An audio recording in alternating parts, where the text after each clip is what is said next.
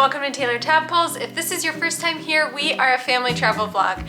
And today we are going to Soak City. This was our first time going to a water park as a family, and I was so excited. Like, I remember going to water parks as a kid, and I couldn't wait to share this experience with my children. For the first time ever, we are going to check out the water park. So we are super excited to see everything that Kings Island has in store for us. We got everyone dressed up in their swimsuits, and we were just pumped to go to this water park. And honestly, it was like the scariest day of my life. When we first got there, the thing that kind of intimidated me the most at first was just how many people there were. Are you ready for a fun day today? And this made me a little nervous, especially with kids. It is a walk to Soak City, like I'm talking half a mile or so. We set up a spot over by the kiddie pool area. And when I say a spot, I mean like a little tiny piece of concrete that was big enough to fit our stroller. And then we went into the kiddie pool area. And honestly, it was about 2 to 3 feet deep, and it had like a gradual descent into the pool. So it was perfect for kids. It was packed. There were so many kids there. Woo! Good job, Sienna! Yeah? Okay. Our older kids wanted to go on some of the slides, and our younger ones needed constant supervision. So at this point, my husband and I decided to split up. Here's Sienna going on the orange slide. And Sienna and Grayson loved riding on the slides. Like, that was the highlight of our water park experience. They got their brave on, and it was super fun watching them go down these slides. Okay, get out of the slide. As soon as they were done riding them, they'd like run back up on this big structure to go get in line again. And at some point, I couldn't find Sienna, and I remembered she was wearing a rainbow unicorn swimsuit. So I look around, guys, there were like 5 rainbow unicorn swimsuits in this one localized area. There were so many rainbow unicorn swimsuits, and it took me a long, scary moment to find Sienna. No, this is not the worst thing that happened while we were there.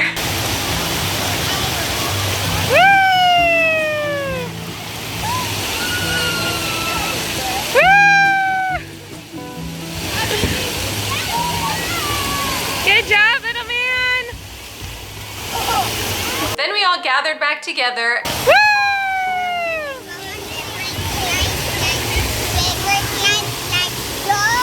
Here, come here. Let's go find Daddy. Let's go find Daddy. And we can go talk to Daddy. And Austin, at this point, like, things were going pretty good. At this point, he decided that he was gonna go on a water slide, and we were thinking it'd be super quick. Because Austin was gone, I didn't have anyone to help watch the younger 2 kids, so we all just stayed in that kiddie pool area.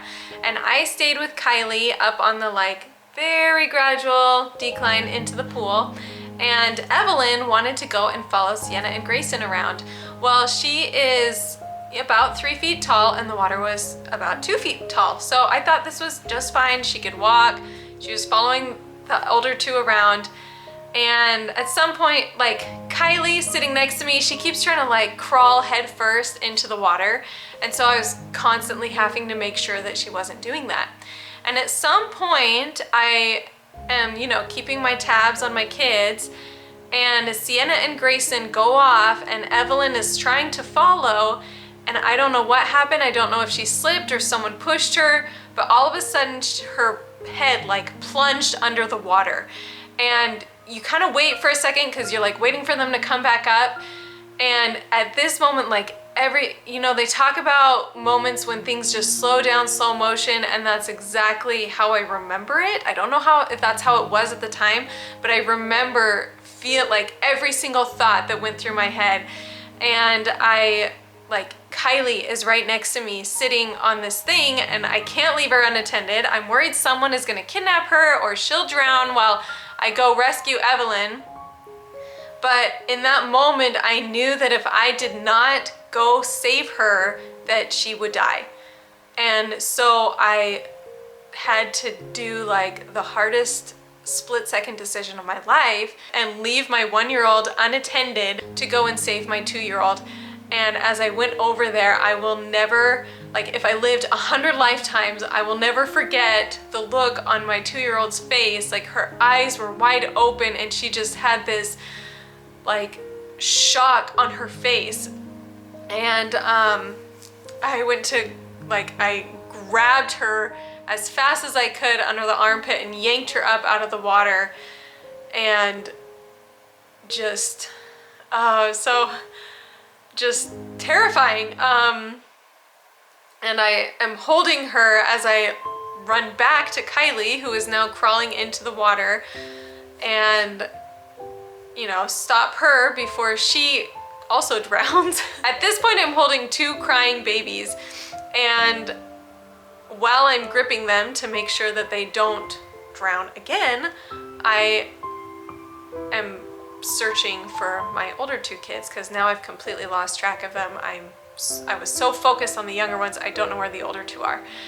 And after a couple, I'm sure it wasn't very long, like maybe 30 seconds, but it felt like forever to me, I finally located Sienna and Grayson, and they were both alive and fine. And at this point, like, it was more than I could handle. So I called all of my children to me, and, you know, Sienna and Grayson are like, why do we have to get out? And we all went to the stroller, and I gave them a snack. I had them sit like in our little tiny piece of concrete so that they could have a snack and I could just take a moment to like recover. This was our novice run at this, so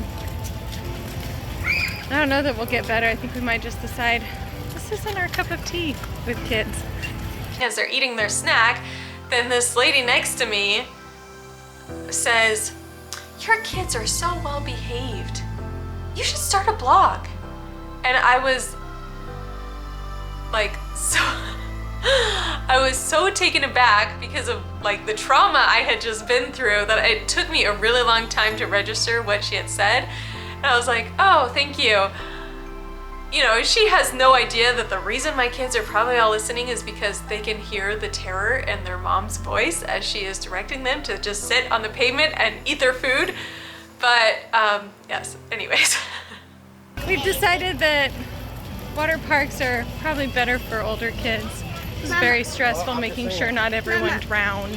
I know that most of our videos are very upbeat and positive, and I know that some of you watching this video will be like, well, why did she do this? Or why didn't she do that? Like, what kind of a horrible mom does XYZ? And fine, whatever. You can judge me if you want. But I wanted to post this video, first of all, because there were like 3 or 4 lifeguards surrounding this kiddie pool, and no one moved a muscle to go and save Evelyn. I just wanted to post a video just to, like, if you're at a water park with your kids and they can't swim very well or they're really young, like, just watch them like a hawk, because it's not the first time that a lifeguard has not noticed my kid drowning. So I don't trust lifeguards at all because it's happened twice now. I might be a lot of bones. You might what? Be a whole bunch of bones. You might be a whole bunch of what? Bones. Burned? Oh, you might be a whole bunch burned. The other reason that I wanted to post this video is because I want Taylor Tadpoles to be a place where families who want to travel can come together and have a support network and feel like it's okay that sometimes you make mistakes, or it's okay sometimes if you have a bad travel day. Like, they happen all the time, and it's all right. Not everything is like you see on YouTube with all of the fancy vlogs and, you know, rainbows and unicorns like Sienna's swimsuit. Sometimes it's really scary, and sometimes it is one of the most traumatizing days of your life. So yes, I know this is not one of my more upbeat videos, but I do feel an obligation to be real with you, and I feel like there is power in being vulnerable and sharing our weaknesses, and this was definitely a weakness day for us. So there's our very real Taylor Tadpoles adventure at Soak City. And thank you so much for watching. Please be sure to like, comment, and subscribe so that you can see more adventures. Hopefully most of them are much more fun, but I promise they will always be real.